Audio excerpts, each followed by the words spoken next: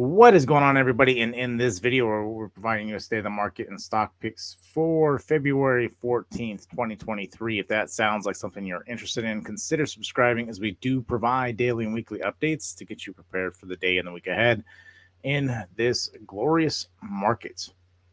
So tomorrow is the big day. We got core inflation. Our last core inflation, we had 6.5. Tomorrow's consensus is 6.2 with a forecast of 6.3. And then as far as core inflation rate month over month is currently at 0.4. Consensus is 0.4 and forecast is 0.3 tomorrow. Now, one thing we need to consider is now the report is essentially going to be altered in the fashion that it's only going to involve 1 year, not two, like it has been historically. So, with that being said, we are expected to see a big difference from what they're saying in the month over month, which will be interesting. But ultimately, if we want to go headline and just focus on essentially the core inflation rate year over year is really what people are going to be watching, I believe, the most, as we are looking at 6.5 tomorrow. If we come in at anything essentially below 6, the market could really rip. And I'm talking about like a potential 100 point day tomorrow. Could be on tap if that is the case. It will at least enough to potentially put us back up to the 4,200. It's kind of what we're looking at. So roughly, again, like I said, roughly around 70 points, 80 points we could get tomorrow if the core inflation is good. Now, if we, for some reason, creep back up, back over 6, or if we're talking about closer to 7, even over 7, that is going to cause essentially a 100-point drop, right? So tomorrow, I think, is going to have a big move either way. If we sit roughly around 6.5, that's going to be a concern, as we could start seeing sticky inflation, which may cause the Fed to continue to hammer rates. More so if they do come well over 6.5, that's going to be a major issue, and something that the Fed are really going to have to start stepping up, not have 25-point basis moves, which we've already seen the impact of increased rates and what they're doing with these massive layoffs just across the board. So with all that being said, Friday, something I didn't mention in the weekly update, I didn't catch it, but there was revised versions of inflation numbers, and inflation was essentially negative 0.1 year month over month, right? And now it's actually 1. It was a negative, it was 0.1. So talk about a big change. So this whole disinflation that was being talked about, it doesn't exist. For the past couple months, inflation hasn't gone down as dramatically as they've been saying. It's actually started to creep back up, which is a concern. Something I've talked about. If it starts to creep back up, that's going to be a very big problem. Core inflation tomorrow, again, we'll see what happens, what comes of that. That's at 8:30 Eastern Standard Time. That comes out. So it'll come out pre-market, and we'll kind of know what happens, as you'll see a huge move at 8:30. Again, depending on which direction, if it's higher or lower from 6.5, the closer you remain around 6.5, you may get a very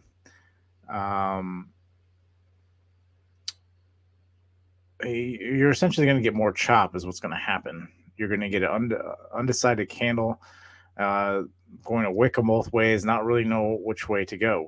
We've had earnings up to this point. Earnings have been really bad, and companies have showed a lot of weakness, especially the safe havens have not shown any signs of promises of a pivot. Now the odds and rates are also coming through. Shout out to Ray Savage on that one. But the odds and rates of people believing in a pivot have gone way down all of a sudden, which you've already seen essentially the writing on the wall that things aren't getting better. This is what I've talked about with earnings and with other aspects that we point out here. The headline inflation, stuff like that, is it will gauge, but you have to understand eventually that stuff, those numbers are going to catch up. And if they do catch up, they won't be altered to not introduce any panic to essentially to the globe. Because if again people are in a state of panic, they aren't going to listen, and you have no control. So let's not induce panic. We'll try to guide it and get us out of this current recession, depression, whatever we're in, however you want to define it. Nonetheless, tomorrow would be a big day. Then we have some Fed members talking. Again, we have earnings going on. Airbnb, I believe, is tomorrow night as well. So I'll be looking forward to that. But nonetheless, the housing sector and everything is still doing very bad. The numbers that continue to flow out of there. And one thing to watch here too is that Moody's has come out as well, saying that they're predicting if baseline is negative 5% on essentially on essentially the housing sector, and essentially talking about the worst case scenario, the housing market will still sell 5% from what it is. From where it started 2023. But if we do have a recession, they're predicting another 15 to 20% drop throughout the year, which is crazy nonetheless. And something we've talked about, because back in 2008 during the crash, it essentially hit 27% overall from essentially peak to trough from 2008. So again, this is a national average. It isn't just particular locations. Obviously, some locations are going to get hit a lot worse. Some locations are going to do a lot better and not going to be hit as dramatically. And more popular destinations, obviously, are going to get hit worse. So, again, something to keep in mind and things to really be watching. Things are not getting better. I know personally, just in my life, I've noticed that things are getting more expensive again, which is not good, just in the general sense, because of the way the market is being essentially numb to what is really currently going on. Like I said, we're getting into a natural, technical wise, we're getting into a natural pullback. We've gone through earnings. Things have pumped. Obviously, Tesla had a massive ripper, 100 points. It really hasn't done that in a long time. Really since the split, it's really just been kind of chilling out since then. But nonetheless, you've had tech that have climbed all the way back to meet up with financials and meet up with value. And typically, if they're all moving together, that's good for the bulls and it's good for the bears. But ultimately, we don't know which direction we're going, but we knew everything is caught up. So we do have one more core before we have the next monetary policy. So then this core will have some weight. Really depends on how far outside of 6.5 it goes. But the next one will have even more weight, as it will be going into monetary policy. So nonetheless, things aren't great. As you know, in this channel, I am a permabull, and I state that all the time. But right now, what you need is a break. You need a break for the natural cycle. You need a recession. To try to fight a recession is not something you want. You want the recession to happen and normalize everything. It's something I've talked about before. And you want all stock market. You want housing. You want all markets in general to normalize. And then at that point, to get back to fair value. And then when things get back to fair value, then, you start getting... at that point, then essentially Powell would pivot, and they're aiming for 2%, which is roughly gauged to about July of next year, is when they're expecting it. Now, again, it's something we talked about. We have to really watch and see if inflation starts spiking again.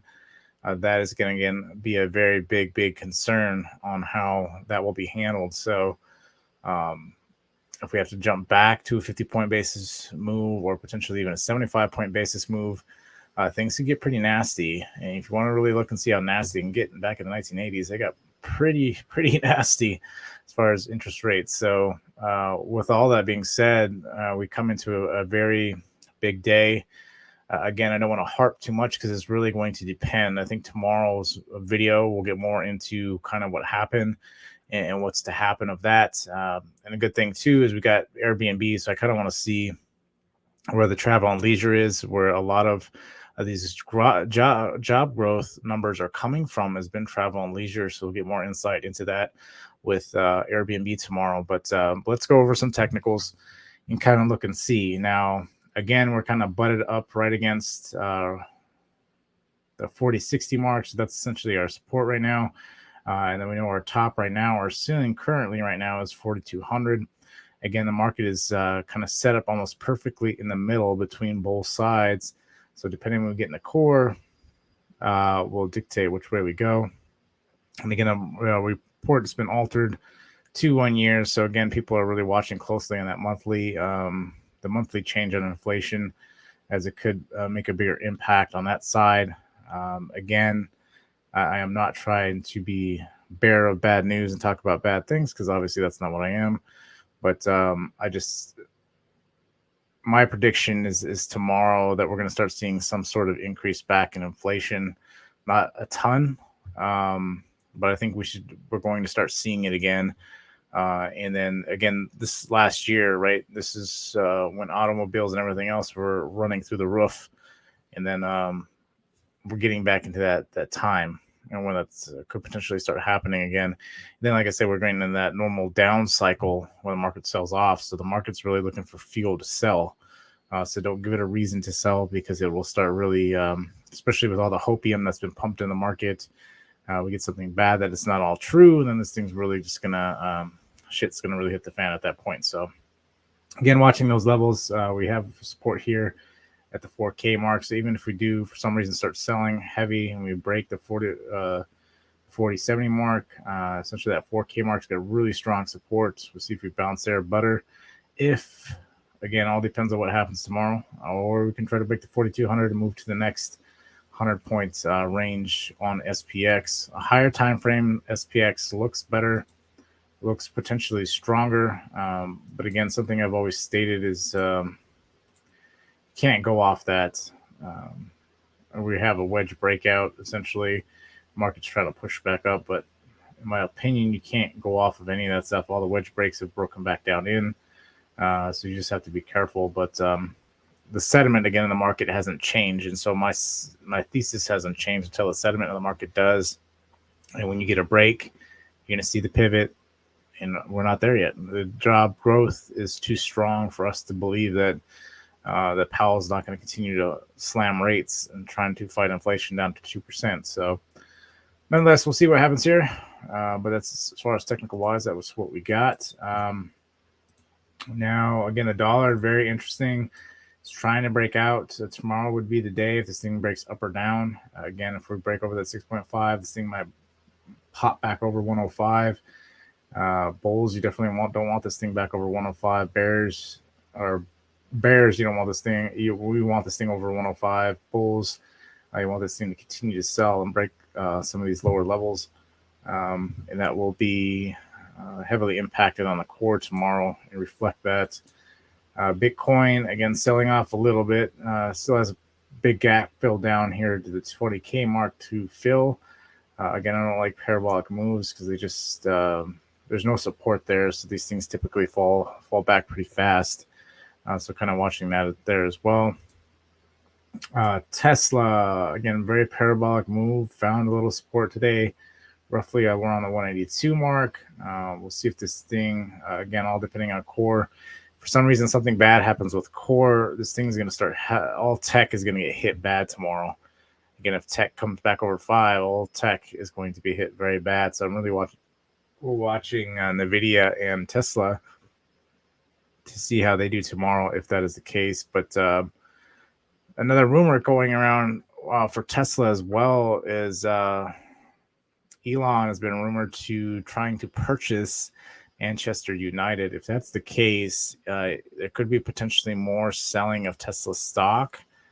And so even though we made this giant move, we might start getting some heavy selling from Elon, which eventually is going to push out the retail sellers. And then you're going to start getting this flood like we did just a couple months ago when we were fighting Elon and him trying to liquidate to be able to buy Twitter. But with that being said, we'll see what happens again tomorrow is going to really dictate what happens there. Apple, again, parabolic, needs to break the 156 to continue. Otherwise, this thing is coming back down at least to the 141 mark, potentially even down 50%. We would like it even better with the 135. So kind of watching that on Apple. BA, again, everything's looking the same. Continue to chop. Maybe that is potentially for the CPI, so it kind of determines where to go from here. Again, very overextended. It's already ran a couple cycles. This thing needs to pull back, and it will pull back at some point. We're just being patient and waiting for it to happen. So again, bulls, you want this thing to break over essentially the 220 mark and hold over that for the daily. Otherwise, could potentially revisit the 203. Breaks that, could be back down to the 193. So kind of watching that on BA. Now, as far as the banks go, let me pull up the banks if I could find them. There we go. JPM again playing range. It's been strong the past couple days, but rejected. It can't break, especially that 144 mark. If the market goes crazy tomorrow, expect the break there, retest, and then break out. Or otherwise, this thing's going to sell back down at least to the 130. Again, if it breaks there, it's got a pretty big drop from there down to essentially the 119. Could potentially drop to there. Goldman Sachs, again, playing range, just like the market. Bulls, you want this to break out over, so essentially with the 390. Bears, you need to break underneath the 340 for this thing to really continue forward. But that's pretty much what I got. And another thing to keep in mind too is because we're coming into an options expiration week as well. Again, the dashed reddited lines here that are vertical, those are option expiration, and we are in the option expiration week. So you have to be very mindful of that. If there's a lot of selling that comes of that, it doesn't have to be on Friday. It can be throughout the week. I think tomorrow would just fuel more of that, just depending on what comes out of the core. And I think that's what the market's waiting for. So really just be mindful of that. Even if we get a good core, we could potentially start selling pretty heavy. We might just do a short-term pop and then start selling heavy. It really just depends, again, what comes in. But we're going to have to see. But tomorrow's going to be a big day. We'll find out and hopefully get some bigger direction tomorrow. So we shall see. But aside from that, I appreciate you. Go ahead and drop a thumbs up. And until next time, I'll see you guys later.